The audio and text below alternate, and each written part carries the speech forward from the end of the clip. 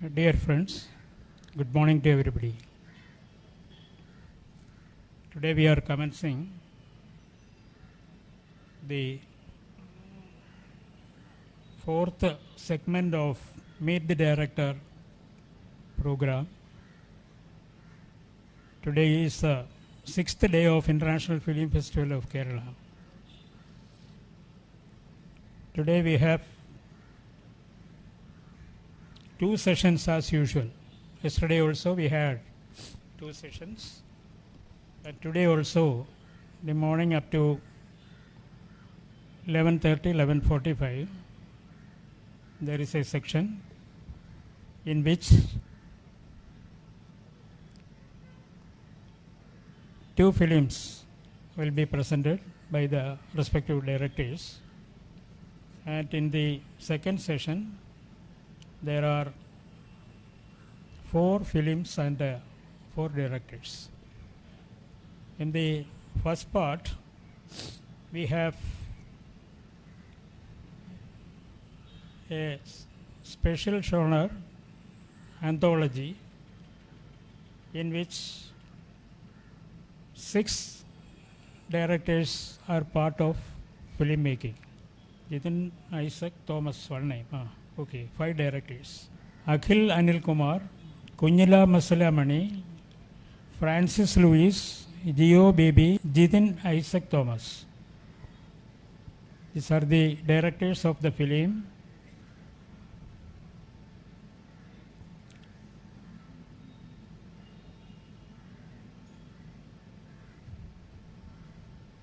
Freedom Fight. Most of them have written the screenplay also. മലയാളത്തിലുള്ള ഒരു anthology ഫിലിമാണ് freedom fight.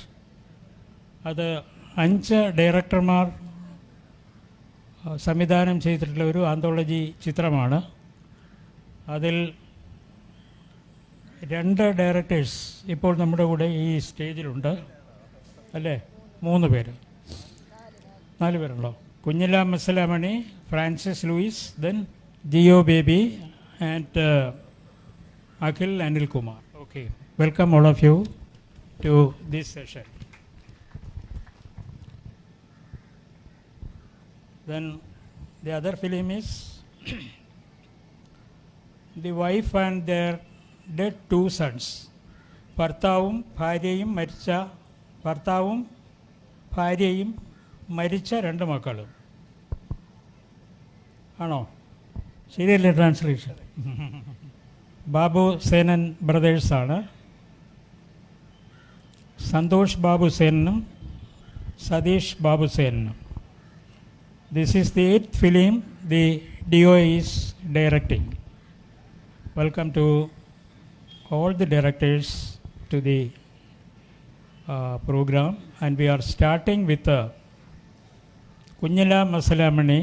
She will explain about her film-making experience, the problems encountered by her in film-making, being a woman film director, and her experience in sharing a film with other filmmakers.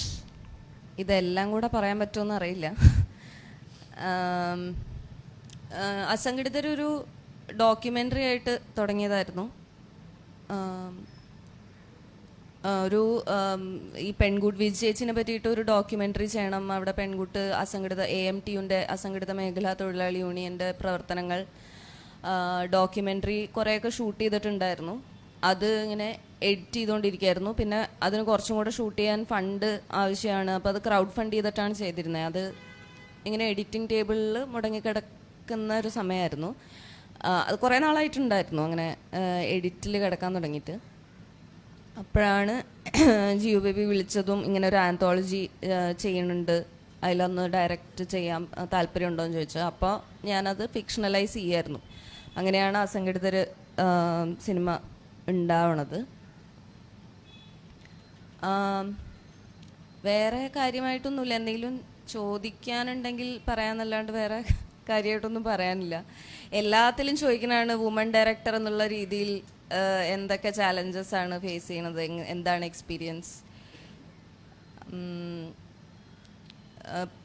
People don't take you seriously. അത് അതാണ് ഏറ്റവും വലിയ പ്രശ്നമായിട്ട് എനിക്ക് തോന്നിയിട്ടുള്ളത്.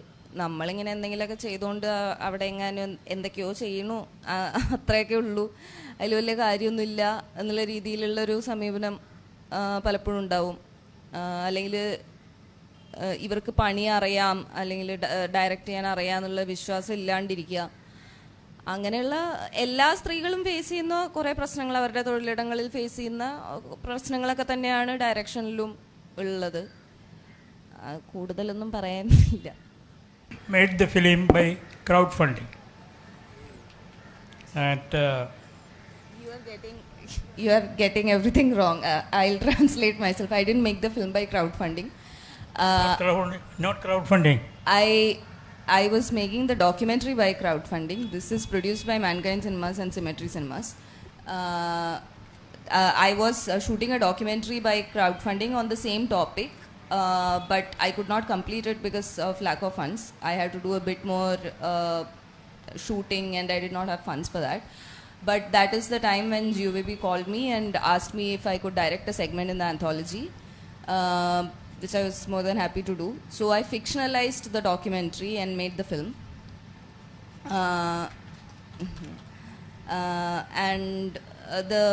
He asked me about the challenges faced by female directors, which I said is the same as faced by all females in all workplaces, which is an array of problems actually, which includes the thing that pesters me the most is perhaps people not taking you seriously, that you don't know what you're doing. Maybe she doesn't know how to make a film. Maybe she's just doing whatever she pleases. Not taking a person seriously about what they speak or what they know how to do. It dampens your spirit. It affects your morale. So I think and also being typecast, maybe she talks about a lot of problems, so maybe she'll only make a film about women's issues. She'll make a feminist film alone, and being approached for such topics alone. There are a lot of problems, but these are some of them. Thank you very much, Kunjala. Now it is very clear. She has explained her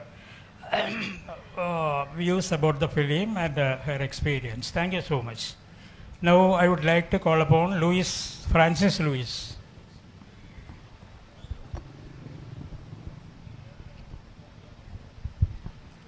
freedom fight ആന്തോളജിയിലെ ration എന്ന് പറഞ്ഞൊരു സിനിമയാണ് ഞാൻ ചെയ്ത cinema. അത് experience എന്ന് പറഞ്ഞാൽ ഞാൻ ഒരു എഡിറ്ററാണ്, ഇപ്പോൾ സിനിമകൾ എഡിറ്റ് ചെയ്യുന്നത്. എന്നെ സംബന്ധിച്ചോളം അങ്ങനെ ഈ ആ ഒരു സെഗ്മെൻറ്റ് ചെയ്ത് അങ്ങനെ ഭയങ്കര വലിയ എന്താ പറയുക, വളരെ പാടുപെട്ട് കഷ്ടപ്പെട്ടുണ്ടാക്കിയ സിനിമ അങ്ങനത്തെ ഫീലൊന്നും എനിക്ക് ആക്ച്വലി ഇല്ല. വളരെ ഈസി ആയിട്ടാണ്. അതിനൊരു പ്രൊഡക്ഷൻ ഉണ്ടായിരുന്നു. നമ്മൾ സിനിമയിൽ വരുന്നതിന് മുമ്പ് സിനിമയിൽ വരാനായിട്ട് ചെയ്ത ഷോർട്ട് ഫിലിംസും ചെറിയ low budget zero budget short ഫിലിമുകൾ, ഫോണിലെടുത്ത ഷോർട്ട് ഫിലിമുകൾ, അത് നമ്മൾ എഡിറ്റ് ചെയ്യാൻ എടുക്കുന്നത്, അതൊക്കെയാണ് ഭയങ്കര എക്സ്പീരിയൻസ് ആയിരുന്നത് ആക്ച്വലി. ഇപ്പോൾ എല്ലാം കുറച്ചുകൂടെ എളുപ്പമാണ്. ആ ഒരു പ്രൊഡക്ഷൻ വന്നാൽ തന്നെ പിന്നെ ബാക്കി കാര്യങ്ങളെല്ലാം കൂളായിട്ട് പോകും.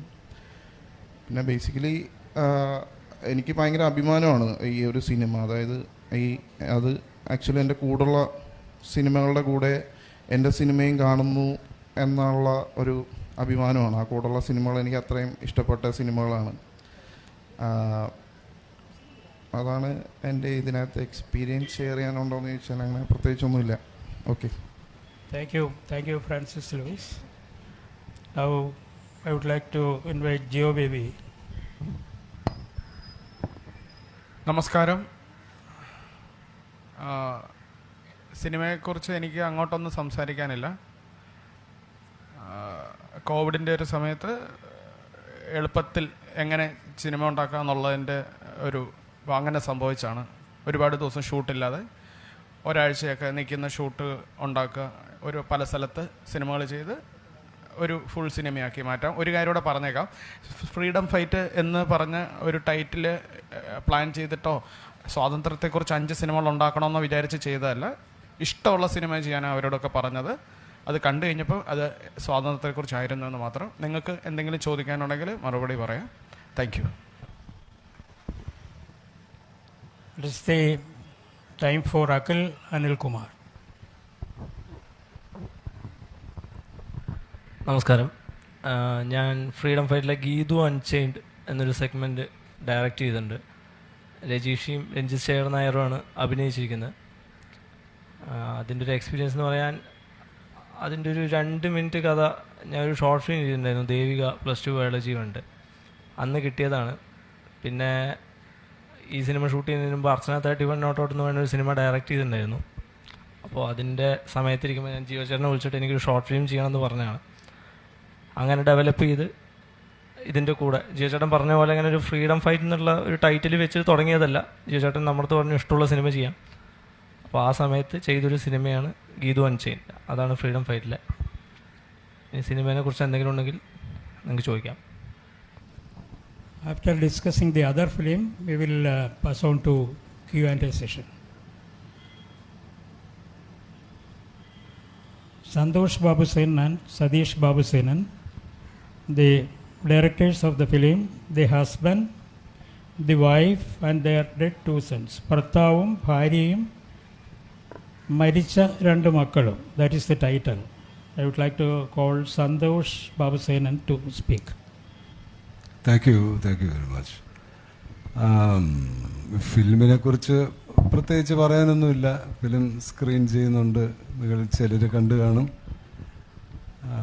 ഇന്നും ഒരു സ്ക്രീനിങ് ഉണ്ട്. അതിനെക്കുറിച്ച് പ്രത്യേകിച്ച് ആർക്കെങ്കിലും എന്തെങ്കിലും സംശയം ഉണ്ടെങ്കിൽ സംസാരിക്കാം എന്നുള്ളതേ ഉള്ളൂ.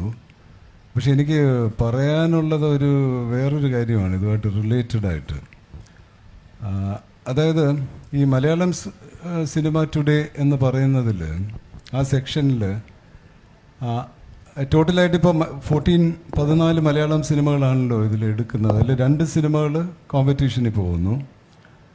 ബാക്കി 12 ഫിലിംസാണ് ഈ മലയാളം സിനിമ ടുഡേ എന്ന് പറയുന്ന സെക്ഷൻ. അപ്പോൾ ഇത്തവണ ഈ 14 സിനിമകളിൽ ഇപ്പോൾ ഞാൻ മനസ്സിലാക്കുന്നത് 3 സിനിമകൾ ഒഴിച്ച് 3 ഫിലിംസ് ഒഴിച്ച് ബാക്കി 11 ഫിലിംസും പ്രീമിയേഴ്സ് ആണെന്നാണ് ഞാൻ മനസ്സിലാക്കുന്നത്. Which is A very very good thing. I think the Academy has taken the right stance about premieres, which is a good thing. പക്ഷേ ഇതിന് മുമ്പുള്ള വർഷങ്ങളിൽ ഇങ്ങനെ ആയിരുന്നില്ല. ഈ 14 സിനിമയിൽ 8 സിനിമ 9 സിനിമ 10 സിനിമ വരെ OTT പ്ലാറ്റ്ഫോംസിലും ഒക്കെ അവൈലബിളായ ഫിലിംസ് ആയിരുന്നു എടുത്തുകൊണ്ടിരുന്നത്. അതിന് എഗൻസ്റ്റായിട്ട് ഞങ്ങളുടെ ഇൻഡിപെൻഡൻറ്റ് ഫിലിം മേക്കേഴ്സ് ഒരുപാട് പ്രൊട്ടസ്റ്റ് ചെയ്തിട്ടുണ്ട്. അത് പ്രത്യേകിച്ച് ഫലം കണ്ടിട്ടില്ല. പക്ഷേ ഈ വർഷം 11 പ്രീമിയർ ഫിലിംസ് വന്നിട്ടുണ്ട്.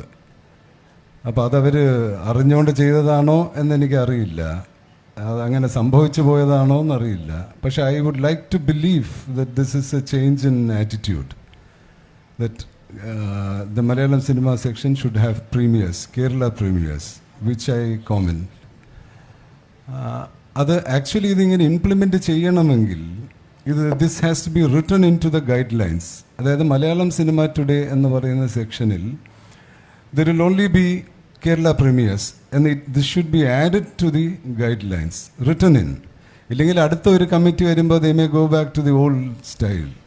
അപ്പം അങ്ങനൊരു അഭ്യർത്ഥന എനിക്ക് ഇതിൻ്റെ ഓർഗനൈസേഴ്സിൻ്റെ അടുത്തുണ്ട്.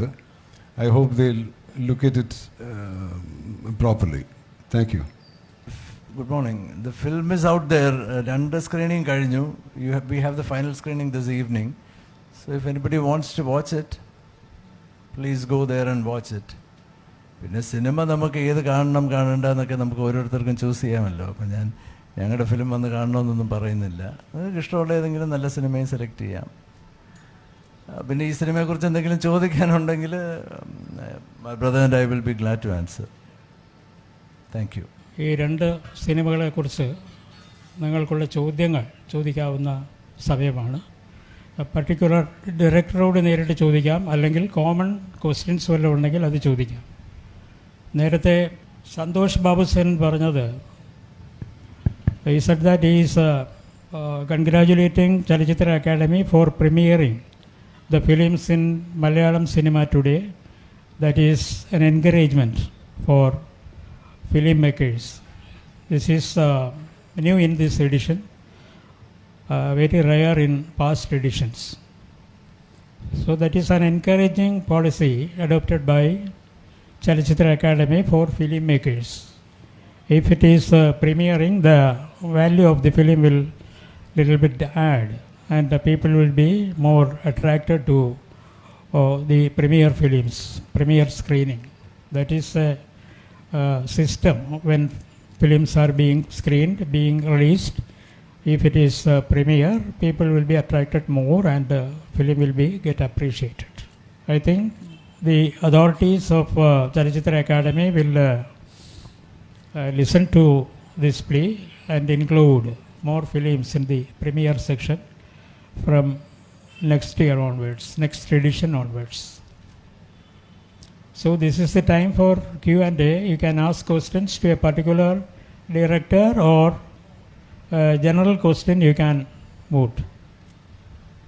ഒറ്റയ്ക്കുള്ള ചോദ്യങ്ങൾ ചോദിക്കാം, പർട്ടിക്കുലർ സംവിധായകൻ അല്ലെങ്കിൽ സംവിധായകയോട്, അല്ലെങ്കിൽ പൊതുവായുള്ള ഫിലിം മേക്കിങ്ങിനെ കുറിച്ച് അല്ലെങ്കിൽ ചിത്രങ്ങളെക്കുറിച്ചൊക്കെയുള്ള നിങ്ങളുടെ ചോദ്യങ്ങൾ അവരുടെ മുമ്പാകെ അവതരിപ്പിക്കാം. അവർ അതിന് മറുപടി പറയാൻ ശ്രമിക്കും. Yes, this is your turn. You can raise your hand and mic will be provided.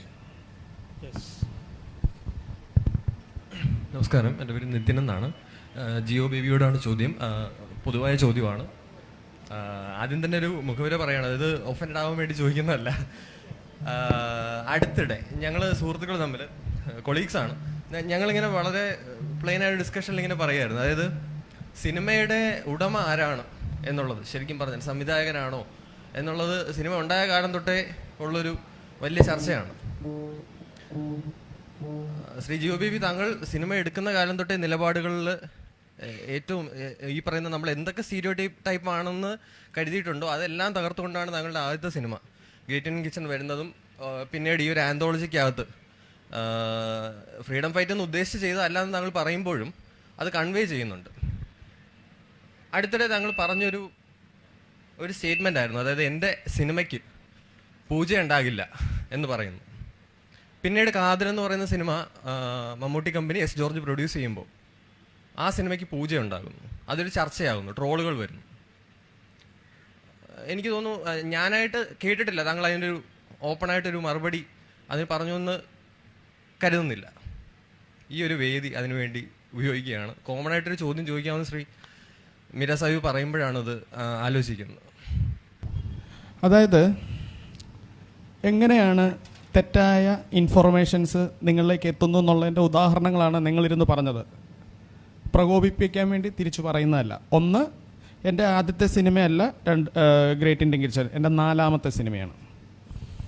2, പൂജ ഉടമ ആരാണെന്ന് ചോദിച്ചു. അത് സിനിമ ഒരു വ്യവസായമായതുകൊണ്ട് ഫൈനലി അതിൻ്റെ ഉടമ നിർമ്മാതാവായി മാറും. എല്ലാ റൈറ്റ്സും അയാൾക്കാം. വേണമെങ്കിൽ ഡയറക്ടറും പ്രൊഡ്യൂസറും തമ്മിൽ ഉണ്ടാക്കുന്ന എഗ്രിമെൻറ്റിലൂടെ അതിനെയൊക്കെ കുറച്ച് മാറ്റാൻ പറ്റും. 3ാമത്തെ ചോദ്യവും അതിന് ഉത്തരവും നിന്നോ ഞാൻ പറയേണ്ട ആവശ്യം ശരിക്കും ഉള്ളതല്ല. ഒന്ന്, എൻ്റെ സിനിമയിൽ പൂജ ഇല്ല എന്ന് പറയുന്നതിൻ്റെ ഒരു 10 സെക്കൻഡ് മുമ്പും 10 സെക്കൻഡോടെ കഴിഞ്ഞിട്ടും കൂടെ കേട്ടിട്ട് വേണമായിരുന്നു ഇവിടെ വന്ന് ഇത് ചോദിക്കാൻ. കാരണം നിങ്ങളൊരു ക്ലിപ്പ് മാത്രം കേട്ടിട്ട് എൻ്റെ അടുത്ത് വരാൻ ചോദിക്കരുത്. ഒരു ചോദ്യത്തിന് വ്യക്തത കുറവുണ്ട്. അതായത് ഞാൻ പറഞ്ഞത് ഇങ്ങനെയാണ്, എൻ്റെ ഇപ്പോൾ ഗ്രേറ്റ് ഇന്ത്യൻ കിച്ചന് ഇങ്ങനെ തന്നെയാണ്, നിങ്ങൾ ആ വീഡിയോ പോയി ചെക്ക് ചെയ്തോ. ഗ്രേറ്റ് ഇന്ത്യൻ കിച്ചൺ മുതൽ ഞാൻ ചെയ്യുന്ന സിനിമകളുടെ നിർമ്മാണ പങ്കാളിയും കൂടാണ് ഞാൻ. അതുകൊണ്ട് എനിക്ക് തീരുമാനങ്ങൾ എടുക്കുന്നതിൽ ഭാഗമാണ്. ഞങ്ങൾ ചെയ്യുന്ന സിനിമയിൽ പൂജ വേണ്ട എന്ന് ഞങ്ങൾ തീരുമാനിച്ചിട്ടുണ്ട്. എൻ്റെ നിർമ്മാതാവ് ഒരു വിശ്വാസിയാണെങ്കിൽ ഞാൻ അയാളുടെ വിശ്വാസത്തിന് ചിലപ്പോൾ അതിനെ ഞാൻ എതിർപ്പ് പ്രകടിപ്പിക്കേണ്ടാത്ത സാഹചര്യം വരും. അപ്പോൾ അതിൽ വ്യക്തമാണല്ലോ. ഇനി കാതൽ എന്ന് പറഞ്ഞ സിനിമയിൽ പൂജ ചെയ്തു എന്നാണ് കേരളം മുഴുവൻ വിശ്വസിക്കുന്നത്. അത് തെറ്റാണ്. കാതൽ എന്ന് പറഞ്ഞ സിനിമയുടെ സ്വിച്ച് ഓൺ കർമ്മമാണ് നടന്നത്. സിനിമയിൽ പ്രവർത്തിക്കുന്ന ആൾക്കാർ ആ ക്യാമറയൊക്കെ കൊണ്ട് ഒരു മാല ഇട്ടിരുന്നു എന്നുള്ളത് മാത്രമുള്ളൂ. പിന്നെ അവിടെ ഒരു നിലവിളക്ക് വെച്ചിരുന്നു, അത് കത്തിച്ചു. ഞാൻ ആ നിലവിളക്കും കത്തിച്ചിട്ടില്ല. എല്ലാ ദിവസവും സിനിമ തേങ്ങ ഉടയ്ക്കും. കാതൽ എന്ന് പറഞ്ഞ സിനിമയിൽ ഒരു ദിവസവും തേങ്ങ ഉടച്ചിട്ടില്ല. അത് മമ്മൂട്ടിയുടെയും എൻ്റെയും ഒക്കെ തീരുമാനത്തിൻ്റെ ഭാഗമാണ്. നിലവിളക്ക് പോലും അവിടെ ആരാ പറഞ്ഞ കൊണ്ട വെക്കാൻ എന്ന് അദ്ദേഹം ചോദിച്ചിരുന്നു. അപ്പോൾ ഞാൻ പറഞ്ഞു സാരമില്ല, അത് ആർക്കെങ്കിലും കത്തിക്കണമെന്ന് നമുക്കത് കത്തിക്കാം, കുഴപ്പമില്ല എന്നാണ് പറഞ്ഞത്. ഇന്ത്യയിൽ ജീവിക്കുന്ന എല്ലാ മനുഷ്യരുടെയും കൂടെ ജീവിക്കുന്ന ഒരു മനുഷ്യൻ തന്നെയാണ്. എനിക്ക് സെപ്പറേറ്റ് ആയിട്ട് ഇന്ത്യയിൽ വേറൊരു ജീവിതമില്ല. മതം വിശ്വസിക്കാതിരിക്കാനുള്ള അവകാശമുള്ളതുകൊണ്ട്, മതം താല്പര്യമില്ലാത്തതുകൊണ്ട്, വൃത്തികേടാന്ന് കുറച്ച് വർഷങ്ങൾക്ക് മുന്നേ എൻ്റെ ഒരു 30 വയസ്സിന് ശേഷമൊക്കെ മനസ്സിലാക്കിയോണ്ട് അത് ഫോളോ ചെയ്യുന്നില്ലെന്നേ ഉള്ളൂ. ചോദ്യങ്ങൾക്ക് വ്യക്തത വേണം ഇനിയും ചോദ്യങ്ങൾ ചോദിക്കുമ്പോൾ, കേട്ടോ. കാരണം ഇതാ വീഡിയോ പോയി കണ്ടു നോക്കിയോ, എന്തോ ഒരു ഇത് ഇങ്ങനെ സെർച്ച് ചെയ്താൽ കിട്ടും, ഫുൾ വേർഷൻ കിട്ടും. ഇത് തന്നെയാണ് പറഞ്ഞത് അന്നും. അപ്പോൾ ഈ ചോദ്യം ഉണ്ടാവാൻ പാടില്ല, കാരണം ആ വീഡിയോയിൽ അതുണ്ട്. 10 സെക്കൻഡോടെ കാണണം. അല്ല, ഞാൻ കുറ്റപ്പെടുത്തിയല്ല. എപ്പോഴും വലിയ ശതമാനം ആൾക്കാര് ഇപ്പോഴും വിശ്വസിക്കുന്നത് അങ്ങനെ തന്നെയാണ്. അങ്ങനെ വിശ്വസിച്ചോട്ടെ, നമുക്ക് എല്ലാവരും തിരുത്താൻ പറ്റത്തില്ലല്ലോ. അങ്ങനെ വിശ്വസിച്ച് അങ്ങനെ അങ്ങ് ഒരു പൊക്കോട്ടെ, ഒരു കുഴപ്പമില്ല. ഒരു തർക്കത്തിലേക്ക് പോകാനുള്ള ഒരു വേദിയല്ല. ഡയറക്ടർമാരുമായി ഒരു അവരുടെ ഫിലിം മേക്കിങ്ങിൻ്റെ ഇതിൽ ഉള്ള ഒരു സംവേദനം മാത്രമാണ്. തർക്കമില്ല, നമ്മൾ സംസാരിച്ചല്ലേ ഉള്ളൂ. താങ്കളല്ല ചോദ്യങ്ങൾ ചോദിക്കില്ല, പുള്ളിയും തർക്കിക്കല്ല. ഇനി ആർക്കും ചോദ്യങ്ങളില്ല എന്ന് കരുതുന്നു. മിസ്റ്റർ ബാബുസേനൻ ബ്രദേഴ്സ് ഉണ്ട്, അവരോട് ചോദ്യങ്ങൾ വല്ലതും ഉണ്ടെങ്കിൽ ചോദിക്കാം. Hello. I just wanted to ask all the directors of Freedom Fight, was it a challenge to work with like these 5 separate stories, and did you all conceive it together, or how did you all collaborate with each other and within your team? I mean, how was the process? Could you about this anthology? About the anthology. എങ്ങനെയാണ് ഒരു general തീമിൽ എങ്ങനെയാണ്? Actually, we worked on all the 5 stories separately. All of it was shot in different places, and the shoot dates it was all different. We did have it was during COVID, so we had video calling sessions where we talked about it briefly, I think. But otherwise, it was all conceived separately and worked on separately, and it was not particularly, at least for me, it was not any kind of challenge, because I mean, shooting a film is always a challenge, but other than that, a collaborative thing never, I mean, it never happened, because it was all done separately. Actually, we didn't shoot it was in the pandemic, so all the films below 10 days, we shoot only below 10 days, so we designed like that. So at that time we can't shoot more days because of the pandemic. That's why we think about small 5 films, and that is Freedom Fight. Thank you. ഡയറക്ടേഴ്സിന് എന്തെങ്കിലും additional ആയിട്ടുള്ള എന്തെങ്കിലും പറയാനുണ്ടോ? ഒന്നുമില്ല.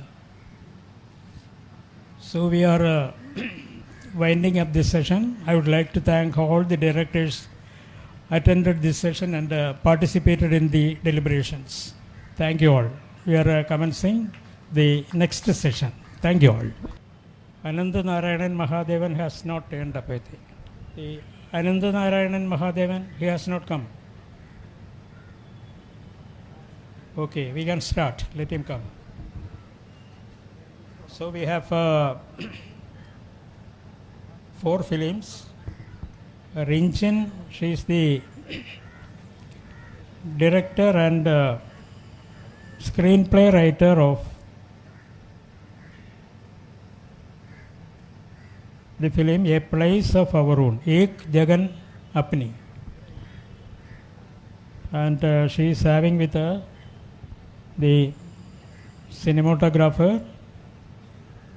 and actor. You will introduce. Normally we are honoring directors of the film. But we are a collective. That I know that. Your title itself shows that it is a collective. And Amal Prashi is Leftovers, Baki Vannavar. That is a Malayalam film that is being scripted by Salman Ul Farish and Amal Prashi. That is Malayalam Cinema Today section. Rarish is the director of The Hounds and the Runners. Vettapattigalum Ottakaram. He is the director cum screenplay writer, producer and DOP of the film that is being shown in Malayalam cinema today. Rinchin's film is competing for a Chagoram Award that is being screened in international film section. Ananda Narayanan has not turned up. I would like to call upon Rinchin to speak about her film, her film experience, and the other things she would like to share with us. Also to introduce her colleagues of the film. This is a film collective, and she can ask her friends to share their experience also. Please. Collective, a filmmaking collective which does not have a single directorial credit. While I'm being introduced as the director of the film, while some of us may do the work of in the directorial team, but we have a combined directorial credit, and so Ektara Collective is the director of this film called A Place of Our Own, Ek Jagah Apni. It is a film that is very close to our heart because as in the film, the protagonists of the film are trying to create a space for themselves in this world. As a filmmaking collective also, we are trying to make a space for ourselves within the mainstream cinema because we believe that filmmaking is a collaborative process and it is also a very resource intensive field, and it is therefore it makes it difficult for many people to be able to make fiction films. But when we come together as a collective and everyone puts in their combined resources, also has a common vision, we can all work together and make something beautiful. And we are very proud that a film that we made with very limited resources has been able to not just travel to Kerala but also be selected for an esteemed competition section. So it is not so much for competing in it, but to be presented and shown to be a part of it. We are very glad that we are here today. And Muskan, who's the protagonist, who plays the protagonist in our film, also assisted in, it was through discussions that we arrived at the script, so she also gets a collaborative credit on script writing. And Maheen, who was the co-script writer, as well as the cinematographer of the film, and collectively we all, she was also a part of the direction team as well as the cinematography. We have other colleagues of us who are sitting in the audience. Sushil, who was a part of the production and also was part of the sound team. Please rise. Give him an applause. Who else? And there is another young person, but she's around, Pushpa, who is now a student in K.R. Narayanan and learning audiography, but who also did the location sound of our film. She had worked on previous 2 films and now is going for formal training. So we feel we have a connection with Kerala anyway. Then anything to add? No, nothing. There are usually a lot of questions about how collective works, but we'll wait for that during the question-answer session. Anyhow, congratulations to Rinchin and her team for the collective effort, collective as well as combined effort. And all of them participated in filmmaking wholeheartedly. Some of them are here. That is the collective spirit. All of them are accompanying director for a big film festival. at sharing the experience and the reaction of the film when it is presented in the theater as well as in forums like Directors Meet. So, I may call upon Amal Prashi, the film Leftovers, Baki Vannavar. That is screenplay is by Salman Ul Farish and Amal Parsi. This is being shown in Malayalam cinema today. Is he here? The Salman. Not here. On the way. Then സിനിമയെ കുറിച്ച് പറയാവുന്നത്. Hello, ഞാൻ അമൽ പ്രസി, ബാക്കി എന്ന് പറയുന്ന സിനിമയുടെ ഡയറക്ടറാണ്. ഇവിടെ മലയാളം സിനിമാറ്റോടെ സെക്ഷനിലാണ് സിനിമ പ്രദർശിപ്പിക്കുന്നത്. ബാക്കി എന്ന് പറഞ്ഞ സിനിമയെ പറ്റി പറയുകയാണെങ്കിൽ അത് കമ്പാരിറ്റീവ്ലി ഒരു ചെറിയ സ്കെയിലുള്ള ചെറിയ സിനിമയാണ്. പക്ഷേ ഒട്ടും കണ്ടൻറ്റിലും നമ്മൾ എങ്ങനെയാണോ എടുക്കാൻ ഉദ്ദേശിക്കുന്നത് അതുപോലെ ഒട്ടും കോംപ്രമൈസ് ചെയ്യാത്തൊരു സിനിമ കൂടിയാണ്. അപ്പോൾ ഇവിടെ IFFK പോലൊരു സ്റ്റേജിൽ അതുപോലെ ഞങ്ങളുടെ ഈ ഒരു കളക്റ്റീവായിട്ടുള്ളൊരു ഒരു അറ്റംപ്റ്റാണ് ഈ സിനിമ. കാരണം ഇതിന് കൃത്യമായിട്ട് പറയാനൊരു പ്രൊഡ്യൂസറോ അങ്ങനെയല്ല, നമ്മുടെ ഒരു ഭയങ്കര കളക്റ്റീവ് സെറ്റപ്പിൽ എല്ലാവരും ജനകീയമായിട്ട് ചെയ്തൊരു സിനിമയാണിത്. അപ്പോൾ ഫെസ്റ്റിവൽ ഓഡിയൻസിന് അത് അപ്പീൽ ആയിക്കൊണ്ടിരിക്കുകയാണ്. അത് നല്ല റെസ്പോൺസുകൾ ഉണ്ട്. അപ്പോൾ ക്രൂ മെമ്പേഴ്സൊക്കെ ഓഡിയൻസിൽ ഇരിപ്പുണ്ട്. അപ്പോൾ ഇൻ്ററാക്റ്റീവ് സെഷനായിട്ട് എന്തെങ്കിലും സിനിമ കണ്ടവർക്ക് ചോദ്യങ്ങൾ ചോദിക്കാനുണ്ടെങ്കിൽ ചോദിക്കാം, അങ്ങനെ പോവാം. Okay, thank you Amal for your collective venture. All the best for your endeavor. Also, he said that ചെറിയ സ്ക്രീനിൽ ചെറിയ ഫിലിം, അങ്ങനെ ഒരു കൺസെപ്റ്റ് ഉണ്ടോ? ഏത് സിനിമയും എടുത്തു കഴിഞ്ഞാൽ അത് ചെറിയ സിനിമ ആയിരിക്കുകയില്ല. അക്സെപ്റ്റ് ഇപ്പോൾ ഇൻ്റർനാഷണൽ ഫിലിം ഫെസ്റ്റിവൽ ഓഫ് കേരളയിൽ സെലക്ട് ചെയ്ത് കഴിഞ്ഞപ്പോൾ തന്നെ അതൊരു വലിയ ഫിലിമാണ്. എന്താണ് പറയാനുള്ളത്? അത് ശരിക്കും ഞങ്ങളെ സംബന്ധിച്ച് വലിയ കാര്യം, വളരെയധികം സന്തോഷം തരുന്നൊരു കാര്യമാണ്. ഞാൻ ഉദ്ദേശിച്ചത് എന്താണെന്ന് വെച്ചാൽ കമ്പാരിറ്റീവ്ലി ഒരു ചെറിയ സിനിമയാണ്. കാരണം നമ്മുടെ സിനിമയുടെ ബഡ്ജറ്റ് എന്ന് പറയുന്നത് 12,000 രൂപയാണ്, 12,000 rupees.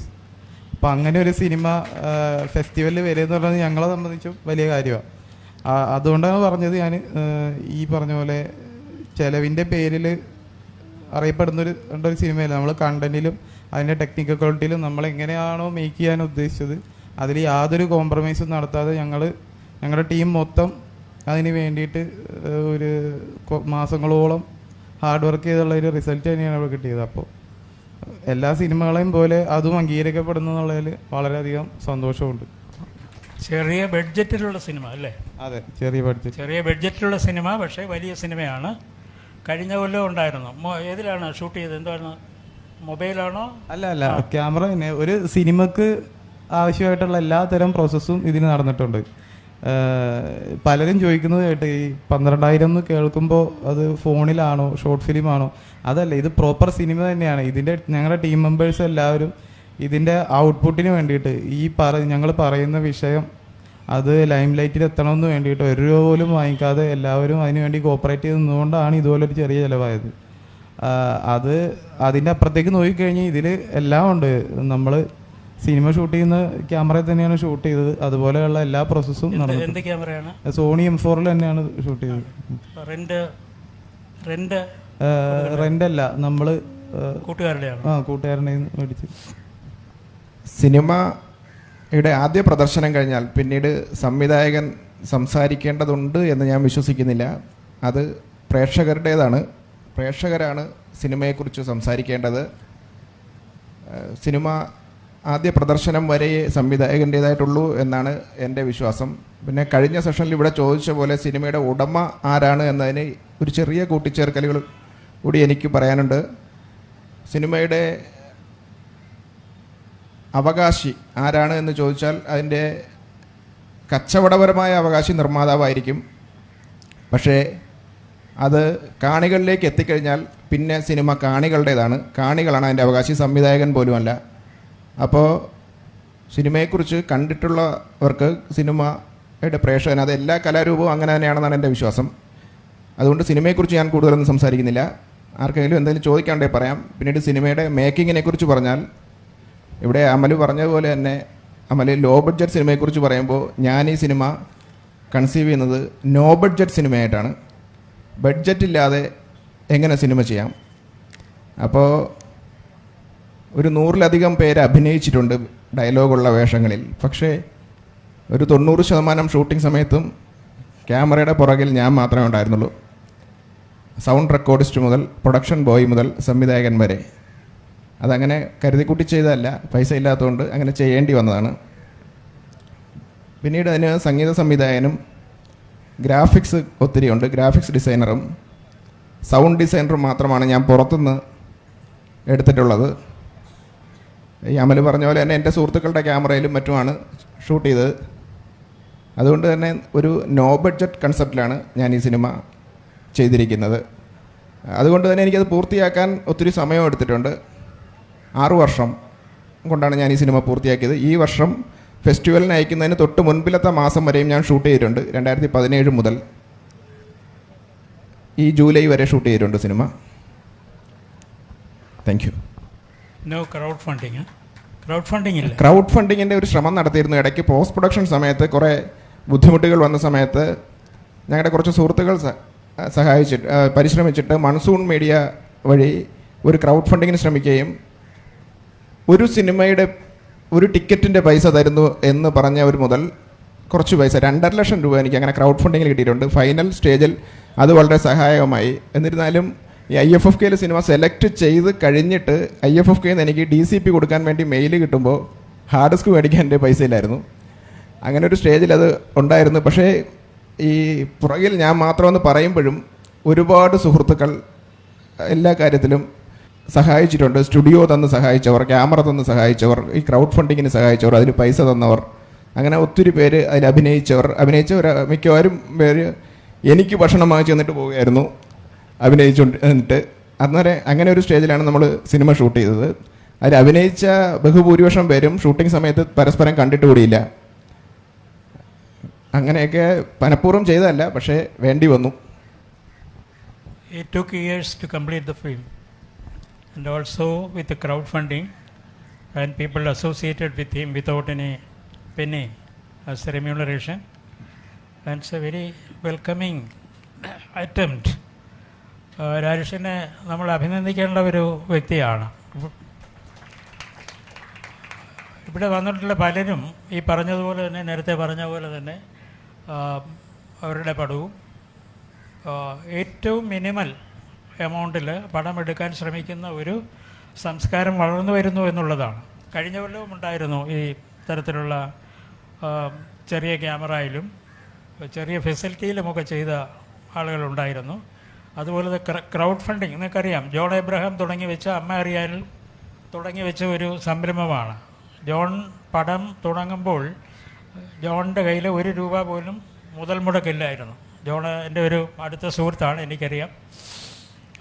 ജോണിനോടുള്ള സ്നേഹം കൊണ്ടും നല്ല സിനിമയോടുള്ള സ്നേഹം കൊണ്ടും people who love John Abraham and his ideology and his concept on film making so contributed much, and he completed that film. And even though there is a banner, Odisha Films, the money raised by John himself was the basic capital of the film. Also, these people are also trying to make film by sharing the experience and the savings of their friends. ഇതൊരു പുതിയൊരു സംസ്കാരമാണ്. നല്ല സിനിമകൾ ഉണ്ടാക്കുന്നതിന് മുതലാളിമാരുടെ പുറകെ പോയി, പ്രൊഡ്യൂസേഴ്സിൻ്റെ അടുത്ത് പോയി, അവരുടെ കൺസെപ്റ്റ് അനുസരിച്ച്, അവരുടെ ഐഡിയോളജി അനുസരിച്ച്, അവർ പറയുന്ന താരങ്ങളെ വെച്ച്, അവർ പറയുന്ന ലൊക്കേഷനിൽ അവരുടെ രീതിയിലുള്ള റിലീസിങ്, അതൊക്കെ നിഷേധിച്ചുകൊണ്ടുള്ള ഒരു കൂട്ടം നിഷേധികളുടെ സിനിമയാണ് നമ്മളിപ്പോൾ കണ്ടുവരുന്നത്. അവർ സാർ, അത് നിഷേധികൾ എന്നതല്ല, നമുക്ക് നിഷേധി എന്ന് ഞാൻ ഉദ്ദേശിച്ചത് ഈ സാധാരണയുള്ള കൺവെൻഷനൽ രീതികളെ നമ്മൾ നിഷേധിച്ച ആളുകൾ മാറ്റിവെക്കുമ്പോൾ പോലും നമുക്ക് കുറേ പറയാൻ കുറേ വിഷയങ്ങളുണ്ടാവും. അത് എങ്ങനെ പൊതുജനങ്ങളിലേക്ക് എത്തിക്കാം, എങ്ങനെ അത് പ്രേക്ഷകരിലേക്ക് എത്തിക്കാമെന്ന് ചിന്തിക്കുമ്പോൾ അതെങ്ങനെ പോസിബിൾ ആക്കണം എന്നുള്ളതാണ് നമ്മളെപ്പോഴും ചിന്തിക്കുന്നത്. ഇതിപ്പോൾ ഒന്നും ഇല്ലാത്തതിനേക്കാൾ നല്ലത് ചിലപ്പോൾ ക്ലാരിറ്റി കുറഞ്ഞൊരു വിഷ്വലായിരിക്കും. ഞാൻ A7S2 ആണ് ഒരുപാട് ഭാഗം ഷൂട്ട് ചെയ്തിരിക്കുന്നത്. ഞാൻ എൻ്റെ ഈ മൊബൈലിൽ വരെ ഷൂട്ട് ചെയ്തിട്ടുണ്ട് സിനിമ, അതിലെ രംഗങ്ങൾ. പക്ഷേ അത് ഈ പറഞ്ഞ അതിന് വേണ്ടുന്ന രീതിയിലുള്ള കാര്യങ്ങളാണ് അങ്ങനെ ഷൂട്ട് ചെയ്തിരിക്കുന്നത്. ക്വാളിറ്റി അതിൽ അമൽ പറഞ്ഞ പോലെ തന്നെ നമ്മൾ കോംപ്രമൈസ് വരുത്താതിരിക്കാൻ ശ്രമിച്ചിട്ടുണ്ട്. പ്രേക്ഷകനാണ് സിനിമയെക്കുറിച്ച് തീരുമാനിക്കേണ്ടത്. എൻ്റെ കാഴ്ചപ്പാടുകളായിരിക്കണമെന്നില്ല പ്രേക്ഷകൻ്റേത്. വിയോജിക്കുന്നവരോടും ഇഷ്ടപ്പെടാത്തവരോടും തുല്യ സ്നേഹമേ ഉള്ളൂ. അല്ലാതെ നിങ്ങൾ എഡിറ്റിംഗ് പഠിച്ചിട്ട് വരേണ്ട കാര്യമൊന്നുമില്ല അത് കാണാനും എതിർക്കാനും ഒന്നും. സിനിമയെ എതിർക്കുക, അംഗീകരിക്കുന്നതിനോടൊപ്പം തന്നെ എതിർക്കുന്നവരും നമുക്ക് വേണം. എതിർക്കുന്നവരെയാണ് നമ്മൾ കൂടുതൽ സ്നേഹിക്കേണ്ടതും മനസ്സിലാക്കേണ്ടതും. കാരണം അവരുടെ ചിന്തകൾ കൂടുതൽ നമുക്ക് എടുക്കാൻ പറ്റും. നമ്മളെക്കുറിച്ച് പുകഴ്ത്തി പറയുന്നവരെക്കാൾ നമ്മളെ വിമർശിക്കുന്നവരാകുമ്പോൾ ഇത് നമുക്ക് കൂടുതൽ പഠിക്കാൻ പറ്റും. അടുത്ത സിനിമ അതുകൊണ്ട് നന്നാവുമെങ്കിൽ അവർക്കല്ല, എനിക്കാണ് അതിൻ്റെ ഗുണം. അങ്ങനെയാണ് ഞാൻ ചിന്തിക്കുന്നത്. ഇപ്പം ജോണിൻ്റെ അനുഭവം എന്ന് പറയുന്നത് ഫസ്റ്റ് പുള്ളി ഒരു പ്രത്യേകതയുണ്ട്. കാരണം ബീനാപ്പോൾ പറഞ്ഞത് 5 വർഷം മുമ്പ് കുഴപ്പമില്ല അല്ലേ, ബ്രസീലിൽ ഇതുപോലെ സിനിമ എടുക്കുന്ന ഡോക്ടറാണ്. അപ്പോൾ കണ്ടപ്പോൾ ജസ്റ്റ് ജോൺ തന്നെ അത് പരതിയാ കിട്ടുമായിരിക്കും, കണ്ടിട്ടുണ്ടാവും നിങ്ങളൊക്കെ.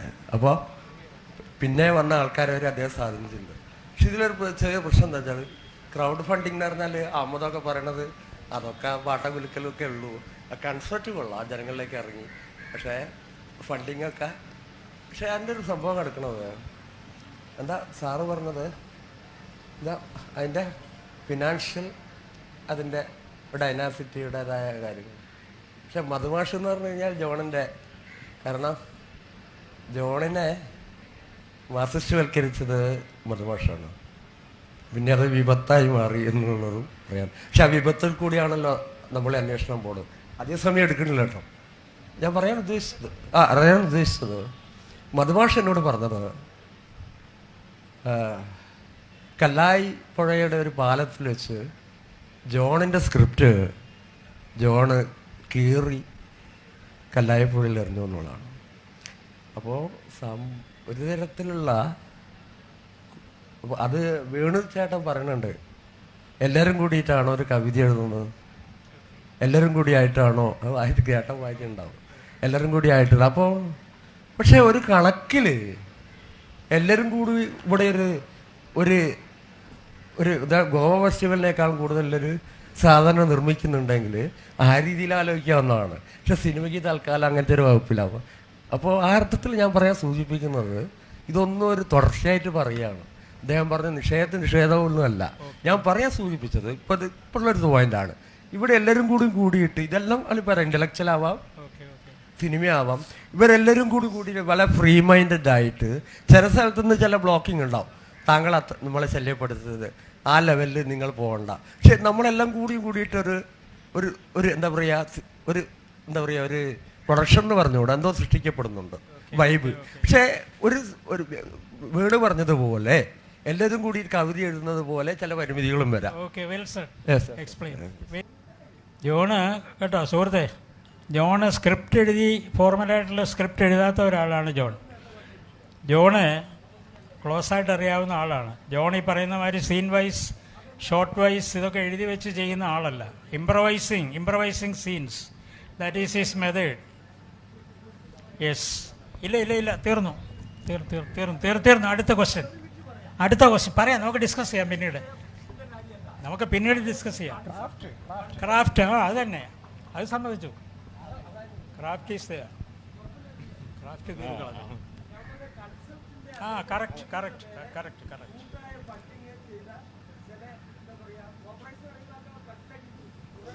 ശരി, പൂർണ്ണമായിട്ട് യോജിക്കുന്നു. ഇനി ചോദ്യങ്ങൾ, എനി അതർ ക്വസ്റ്റ്യൻ?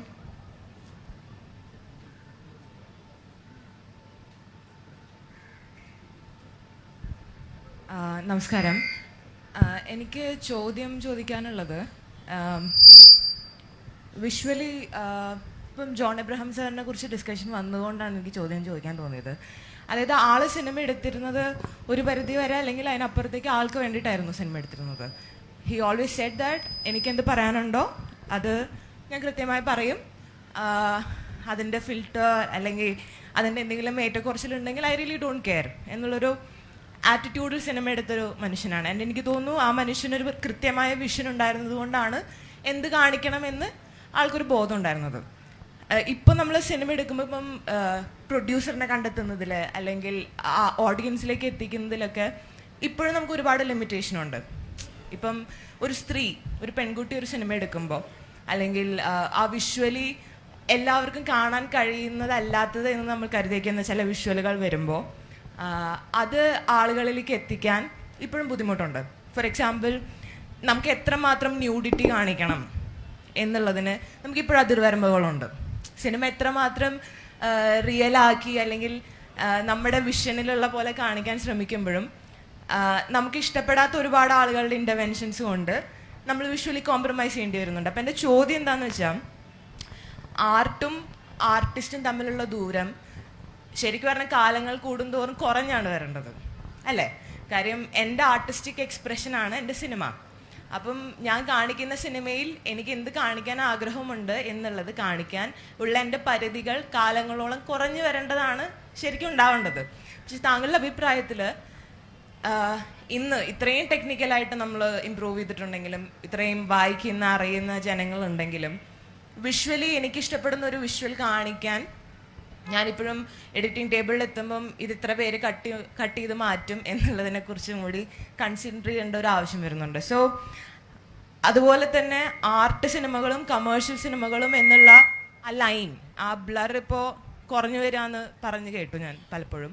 പക്ഷെ എഗെയിൻ ഈ അതിർവരമ്പുകൾ ഒരു സ്ഥലത്ത് കുറയുമ്പോൾ അതിൻ്റെ ലിമിറ്റേഷൻ കൂട്ടാനുള്ള സാധ്യതകൾ അതിൻ്റെ ഒപ്പം തന്നെ കൂടുന്നുണ്ട്. സോ മൈ ക്വസ്റ്റ്യൻ ഈസ്, നമ്മൾ ഒരുപാട് സിനിമകളും ഒരുപാട് വർഷങ്ങളായിട്ട് നമ്മൾ സിനിമകൾ എടുക്കുന്ന ആളുകളെയും കണ്ടിട്ടുള്ളതാണ്. ആൻഡ് ഇൻ യുവർ ഒപ്പീനിയൻ ഇപ്പോഴും ആർട്ടും ആർട്ടിസ്റ്റിക് എക്സ്പ്രഷനും തമ്മിലുള്ള ഫ്രീഡത്തിൻ്റെ മെഷർമെൻറ്റിലുള്ള ദൂരം കുറഞ്ഞതായിട്ടാണോ തോന്നിയിട്ടുള്ളത്, അതായത് കൂടുതലായിട്ടാണോ തോന്നിയിരിക്കുന്നത് സാറിന്?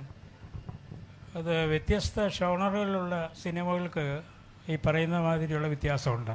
ആർട്ടും ആർട്ടിസ്റ്റുകളും തമ്മിലുള്ള ദൂരമെന്ന് പറയുന്നത് ഒരു ശരിയായ ഒരു അളവുകോലാണ്. ഇപ്പോൾ ഗോദാർഡിനെ പോലെയുള്ള ഡയറക്ടർമാർക്ക് അതിൻ്റെ ദൂരം വളരെ കുറവാണ്, മിനിമലാണ്. കാരണം പടം കൺസീവ് ചെയ്യുന്ന ആൾ തന്നെ ആ പടത്തിൻ്റെ അവസാനം നേരത്തെ പറഞ്ഞില്ലേ എഡിറ്റർ കട്ട് ചെയ്ത് കളയുമെന്നുള്ളത്, അതിൽ നിന്നും അങ്ങനെയുള്ള ആളുകളുടെ പടമൊന്നും ഒരു എഡിറ്റർക്കും കട്ട് ചെയ്യാനൊക്കത്തില്ല. They are sitting in the പഴയ കാലത്താണെങ്കിൽ മൂവിയോയിൽ, ഇന്നാണെങ്കിൽ ഡിജിറ്റൽ ഇതിൽ അവരുടെ കൂടെ ഇരുന്ന് തന്നെ ഫ്രെയിം ടു ഫ്രെയിം അവർ അളന്ന് പറഞ്ഞിട്ടാണ് അതിൻ്റെ ഒരു രൂപം കൊടുക്കുന്നത്. അപ്പം ആ വ്യത്യാസമുണ്ട്, ഷോണറുകൾ വ്യത്യാസമുണ്ട്. പടം ചെയ്യുമ്പോൾ അതിനകത്തുള്ള സംവിധായകൻ്റെ ഇൻവോൾവ്മെൻറ്റ് പൂർണ്ണമായും അതിനകത്ത് തുടക്കം മുതൽ കൺസീവ് ചെയ്യുന്ന ആ ഭാഗം മുതൽ അവസാനം അത് റിലീസ് ചെയ്യുന്ന ഫൈനൽ പ്രിൻ്റ് വരുന്നത് വരെ അയാൾക്ക് അതിനകത്ത് ഒരു ഒരു ഒരു ഒരു ഒരു അതീശത്വമുണ്ട് അതിനകത്ത്. ജോൺ അത്തരത്തിലുള്ള ഒരു ആളായിരുന്നു. ജോൺ ടോട്ടൽ കൺസീവ് ചെയ്യുന്ന ഒരു പാർട്ടിയായിരുന്നു. പറയാനുള്ള കാരണം എനിക്ക് നേരിട്ടറിയാം, എൻ്റെ ക്ലോസ് ഫ്രണ്ടാണ്. ലാസ്റ്റ് ഫിലിം അദ്ദേഹം കോഴിക്കോട്ടേക്ക് മരണത്തിലേക്ക് നടന്നു പോകുന്നതിന് മുമ്പ് എന്നെ വന്ന് കാണുകയും ഏറ്റവും സോബറായിട്ടുള്ള ഒരു ജോൺ, അത്രയും ഒരു ജോണിനെ ഞാൻ അതുവരെ കണ്ടിട്ടില്ല. എൻ്റെ ഓഫീസിൽ വരികയും അവിടെ ഇരുന്ന് എൻ്റെ പേഴ്സണൽ ലാപ്ടോപ്പിൽ ഒരു സ്ക്രിപ്റ്റ് എഴുതി ഇവിടെ നമ്മുടെ KSFDC കൊടുക്കാൻ വേണ്ടിയിട്ട് അവർക്ക് സ്ക്രിപ്റ്റ് കൊടുക്കണം. നേരത്തെ പറഞ്ഞ കൺസെപ്റ്റിൽ ഇറങ്ങി ഷൂട്ട് ചെയ്യുമെന്ന് പറഞ്ഞാൽ പോരാ, അതിൻ്റെ സാങ്ഷൻ കൊടുക്കാൻ വേണ്ടി. ആ ഒരു ഫോർമാറ്റും അറിയാം ജോണിന്. സാർ, അപ്പം അതിനോട് ഒരുമിച്ച് ചേർത്ത് ചോദിക്കാനുള്ളതാണ്, അതായത് ആര് സിനിമ ചെയ്യുന്നു എന്നുള്ളതും അപ്പോൾ ഇതിൽ വലിയൊരു ഘടകമല്ലേ? അതായത് ഇപ്പം ജോൺ എബ്രഹാം സാറിനെ പോലുള്ളൊരു സാറ് ഫിലിം ചെയ്യുന്നത് കൊണ്ട് ആൾക്ക് ഇതാണ് എൻ്റെ ലിമിറ്റ് എന്ന് പറയാനും അതിൽ നിൽക്കാനും ആൾക്ക് സാധിക്കുന്നുണ്ട്. പക്ഷേ it is not open for everyone അല്ലേ? അല്ലല്ലോ. അപ്പം ജോണറിനേക്കാൾ ഉപരി ആര് സിനിമ ചെയ്യുന്നു എന്നുള്ളതും അപ്പൊ ഇമ്പോർട്ടന്റ് അല്ലേ? അതായത് ഞാൻ ഏത് മേഖലയിൽ നിന്ന് വരുന്നു, ഞാൻ ഏത് തരത്തിൽ നിന്ന് വരുന്നു, എൻ്റെ ഐഡന്റിറ്റി എന്താണെന്നുള്ളതാണ് അപ്പോൾ അവിടെ കൂടുതൽ important. So that was my question actually. അതായത് ഇപ്പം നമ്മൾ എല്ലാ സിനിമകളും പ്രൊമോഷൻ ചെയ്യുന്ന ഒരുപാട് കാണുന്നുണ്ട് ഉണ്ടല്ലോ. ഇപ്പം മലയാള സിനിമയിൽ ഇപ്പോഴാണ് കൂടുതലായി കണ്ടു തുടങ്ങിയത്. അതായത് സിനിമ കഴിഞ്ഞ് റിലീസിന് മുന്നായിട്ടുള്ള കുറച്ച് വീക്സിൽ അതുമായിട്ട് ബന്ധപ്പെട്ട എല്ലാ ആളുകളെയും നമ്മൾ സ്ക്രീനിൽ കാണുന്നുണ്ട്. അപ്പം ആർട്ട് ക്രിയേറ്റ് ചെയ്യുന്ന ആൾക്കാരും തമ്മിലാണ് ആർട്ടിനേക്കാൾ കൂടുതൽ നമ്മൾ സംവദിക്കുന്നത്. അതായത് എൻ്റെ സിനിമയാണല്ലോ സംസാരിക്കേണ്ടത്. ഞാൻ എന്താണ് ആസ് എ പേഴ്സൺ എന്ന് ഡയറക്ടർ ആണെങ്കിൽ പോലും എന്നെക്കുറിച്ച് ഞാൻ വെളിപ്പെടുത്തേണ്ട ആവശ്യം എനിക്ക് ഉണ്ടായിരുന്നില്ല പണ്ട്. പക്ഷെ ഇപ്പം ഞാൻ എന്ത് ചെയ്യുന്നു, ഞാൻ എന്ത് കഴിക്കുന്നു, ഞാൻ എവിടെ പോകുന്നു, ഞാൻ ആരെ മീറ്റ് ചെയ്യുന്നു എന്നുള്ളതും ഞാൻ കാണിക്കുന്ന സിനിമയുടെ പ്രൊമോഷന്റെ ഭാഗമാണ്.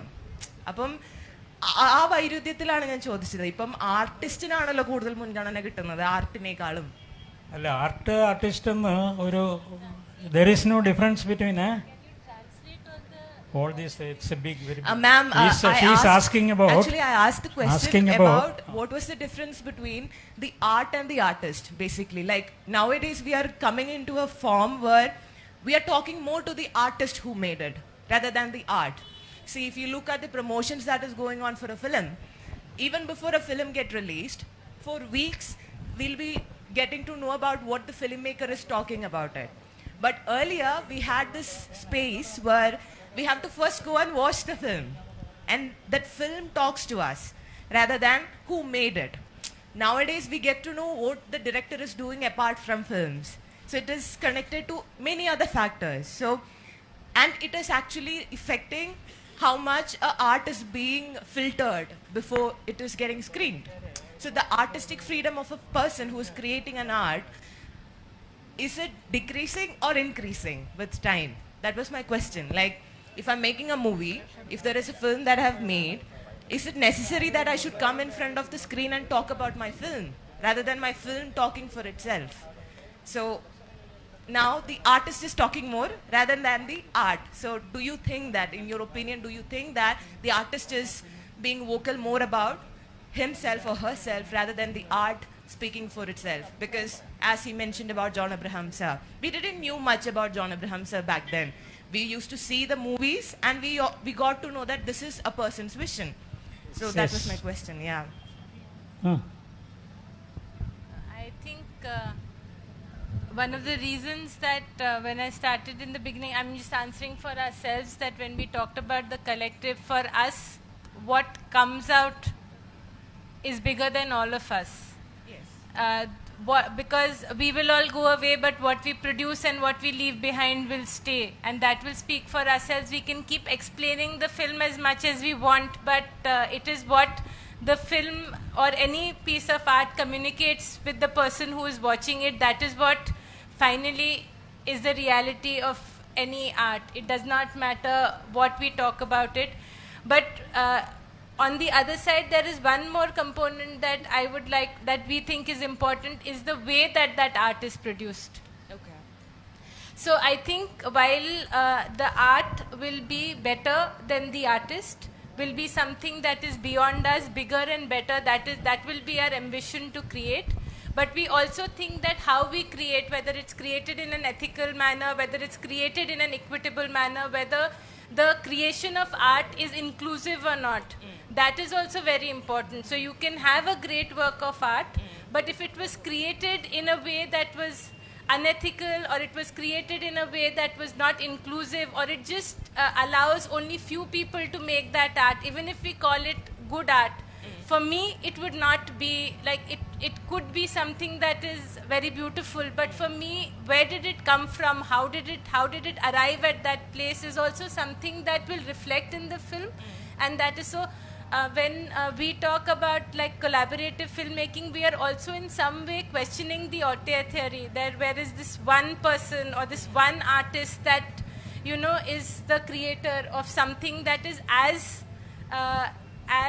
inclusive as filmmaking, because writing can still be there. And what we practice in our lives, the kind of people that go into making that film, they are the ones who bleed their lives and blood into that piece of art, and that will reflect. So when people say that this touched you, I think it is so it also has to be, the process also has to be inclusive. More and more people have to create that art, and it is maybe the way in which resources are controlling art, who can and who cannot make who gets a chance to make, who does not get a chance to make. That is like for us the important question, and that is why when we try to do, because in our collective there are people who do not just formal filmmaking experience, but there are people who have no formal educational experience, who have been in many ways marginalized and sidelined by society. We are creating a space for all of us to come together and create art. So I think that is also very important when we look at art. Your question has different dimensions. Yes, exactly. So, I hope I answered some part. Rarish will also contribute. Yeah, before that, just adding to what her said, if an architect created an architecture, a house, if he builds a house, we don't get to see the architect. We see the architecture that he has done. If there is a sculpturer who has made a beautiful sculpture, we get to see the sculpture rather than the sculpturer. And it is through the sculpture that we are imagining this is how the sculpture will be. And there is a death of the author that is happening in all these processes of art. But that is not the same when it comes to filmmaking. That was my whole point of this whole big question. That is, if a filmmaker is making a film, why are we so much behind the filmmaker rather than about the film? There is no death of the author that is happening, which I felt. Your good name? My name is Saro, sir. Saro Josolukaran. Yeah. But your profession, what is? I'm a social worker, sir. Social worker. Yeah, I'm a social worker. From Trivandrum itself? Yeah, I studied in Bengal, sir. I was in Vishwabharati Shantiniketan. Okay, thank you. Yeah. Rarish will contribute. Yeah, please, sir, contribute something. Madam പറഞ്ഞതിനോട്, സിനിമ ഉണ്ടാക്കാൻ ശ്രമിക്കുന്നത് സംവിധായകനാണ്. Cinema നിർമ്മാണം സംവിധായകൻ്റെ തന്നെയാണ് cinema നിർമ്മാണ ഘട്ടത്തിൽ. അപ്പോൾ അതിൻ്റെ പുറകിൽ പ്രവർത്തിക്കുന്ന ആർക്കും, ഏത് ടെക്നീഷ്യനും വഴിയെ അവിടെ കണ്ടുകൊണ്ട് നിൽക്കുന്ന കാണിക്ക് പോലും വേണമെങ്കിൽ അഭിപ്രായം പറയാം. ആ അഭിപ്രായങ്ങൾ അവസാനമായി എന്ത് സ്വീകരിക്കണം എന്ന് തീരുമാനിക്കുന്നത് എഡിറ്ററോ ക്യാമറാമാനോ നിർമ്മാതാവോ പോലുമല്ല, സംവിധായകനാണ്. ആ സംവിധായകൻ്റേതാണ് ആ സിനിമ. പക്ഷേ എൻ്റെ കാഴ്ചപ്പാടിൽ പ്രദർശനം തുടങ്ങിക്കഴിഞ്ഞാൽ പിന്നീട്, അതായത് ഒരു ആർട്ട് പൂർത്തിയാക്കി അത് പ്രേക്ഷകന് മുന്നിൽ, കാണിക്ക് മുന്നിൽ വച്ചു കഴിഞ്ഞാൽ പിന്നീട് അതിൻ്റെ ഉടമ ആ കാണിയാണ്. കാരണം പിന്നീട് ആർട്ട് ആണ് സംസാരിക്കേണ്ടത്, ആർട്ടിസ്റ്റ് അല്ല. ആ സംവിധായകൻ പോലും പിന്നീട് സംസാരിക്കേണ്ടതില്ല എന്നുള്ളതാണ് എൻ്റെ കാഴ്ചപ്പാട്. എനിക്കതാണ് കൂട്ടിച്ചേർക്കാനുള്ളത്.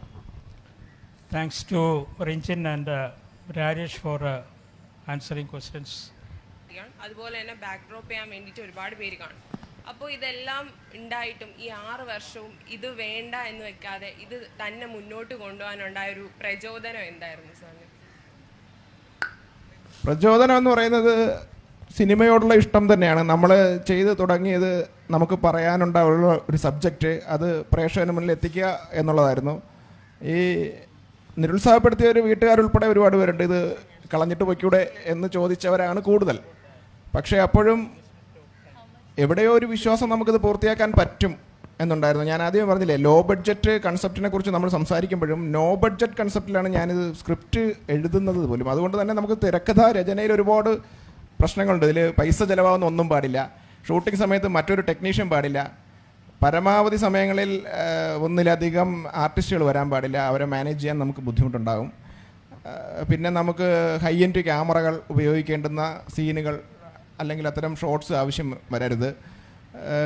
ആർട്ട് ആയിട്ട് ഹെവി ആർട്ട് വർക്കുകളൊന്നും വരാൻ പാടില്ല തുടങ്ങി ഒത്തിരി ബുദ്ധിമുട്ടുകൾ നമ്മൾ തിരക്കഥ എഴുതുന്ന ഘട്ടത്തിൽ തന്നെ ഉണ്ടാകും. അതെല്ലാം കൃത്യമായും പ്ലാൻ ചെയ്തുകൊണ്ട് ഇപ്പോൾ പൂർണ്ണമായും സ്ക്രിപ്റ്റഡ് ആയിട്ടുള്ള, ഇന്ന് കാണുന്ന സിനിമ പൂർണ്ണമായും സ്ക്രിപ്റ്റഡ് ആയിട്ടുള്ള ഒരു സിനിമയാണ്. അത് പൂർണ്ണമായും തിരക്കഥ പൂർത്തിയാക്കിയതിന് ശേഷമാണ് ഞാൻ അതിലേക്ക് കിടക്കുന്നത്. ഞാൻ അതിനുവേണ്ടി ഒത്തിരി ഹോംവർക്ക് ചെയ്തിട്ടുണ്ട്.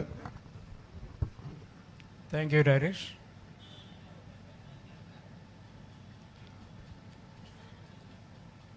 നമുക്ക് അനുവദിച്ച സമയപരിധി കഴിഞ്ഞു. ആരെങ്കിലും ഉണ്ടെങ്കിൽ ഒരു ചോദ്യം കൂടി അനുവദിക്കാം. Yes, give her mic.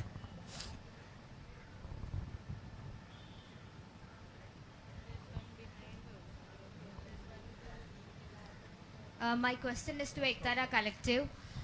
How is this collective formed to do a film?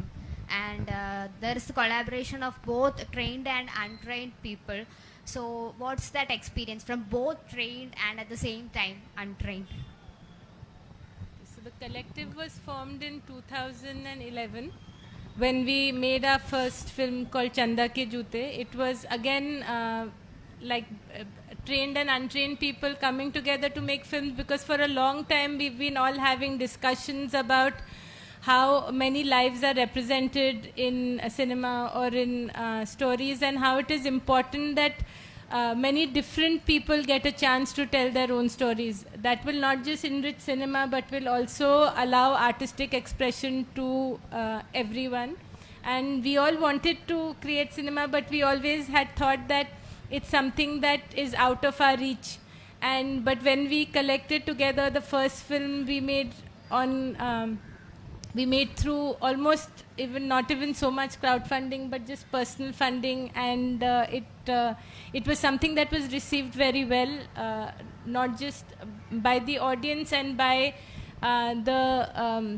from where it had come from, because for everyone it felt a validation to be able to see your lives on screen. So that's how the collective formed. There were some amongst us who had formal training. Maheen had just taken formal training as a cinematographer, but she'd been interested in films for a long time and was trying to make films. And because of a few people who were trained, we could make our film.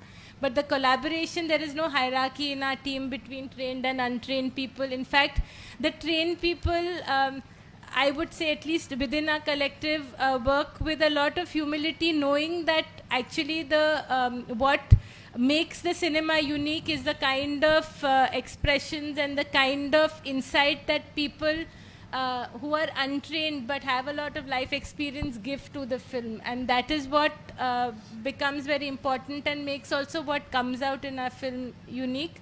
Many people after that have slowly taken different kinds of training, because we also want to make a technically sound film, because when the film is technically sound, it is easier for the audience to receive it. So so there are people who, after working for some time, feel that they want to get technically trained, and they also train themselves. So that is our strength. And I think for us, the people who do not have professional training, the collaboration that the technique that the trained people get to us, and the way that they collaborate with us without becoming, in Hindi mein there is a shabd havi hona. I don't know how you say it in English. Without dominating the people, and allowing that space where each can work together without an hierarchy, is something that is important for us. And that's the only way that a collective like ours can work. And not just a trained, not just a hierarchy and dominance of trained versus untrained, but also class, also caste, also educational background. That is why our name is Ek Tara. Ek Tara is a musical instrument that is one stringed. So there is no high note or low note. There is a single equal note. That is what our collective means. But I think others can also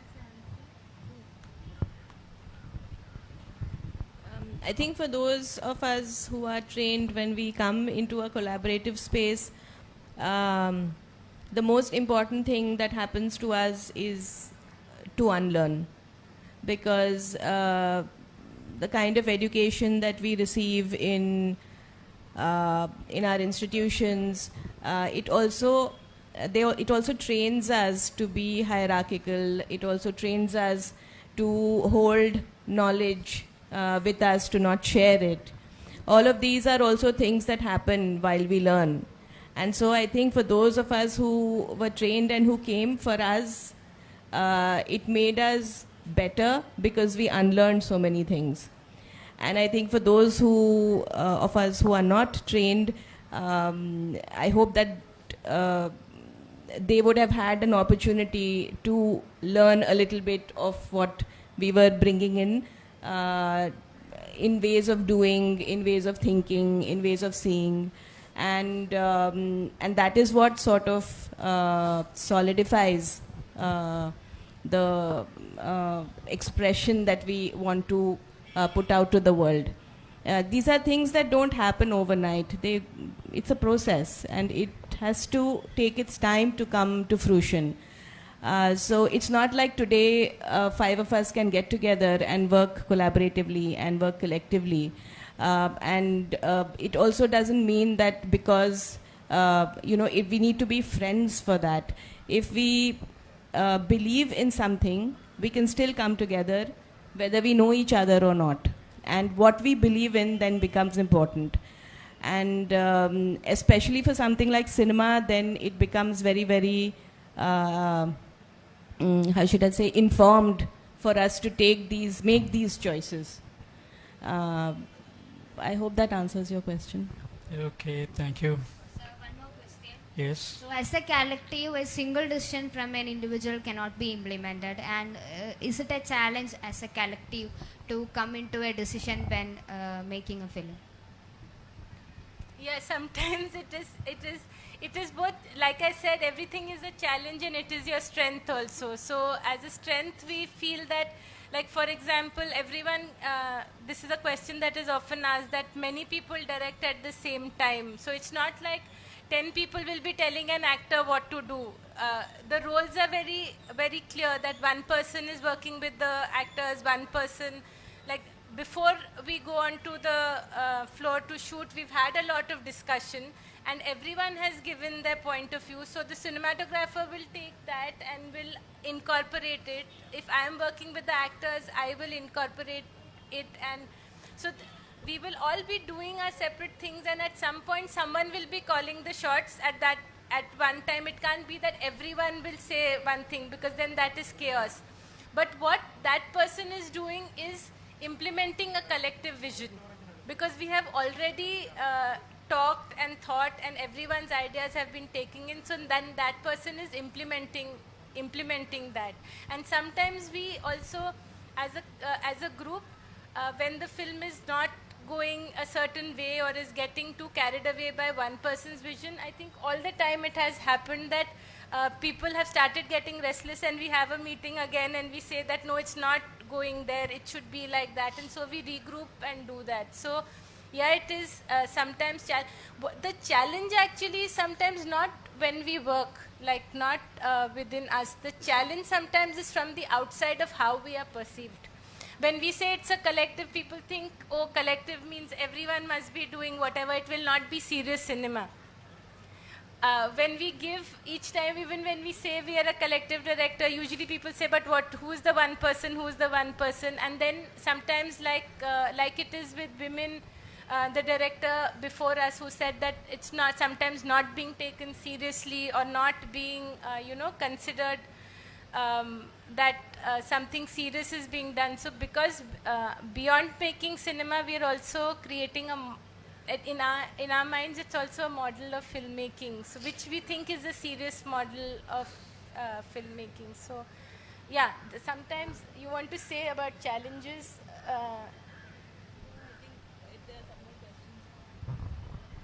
Any specific question to Mahin Mirza? She already talked about her views. So we are forced to wind up with a very, very active discussion. I would like to thank her engine, Mahin Mirza Muskan, in her team, and Amal Prasi, Radish Ji. Wish them their film a very good run also in other circuits. Okay, thank you all.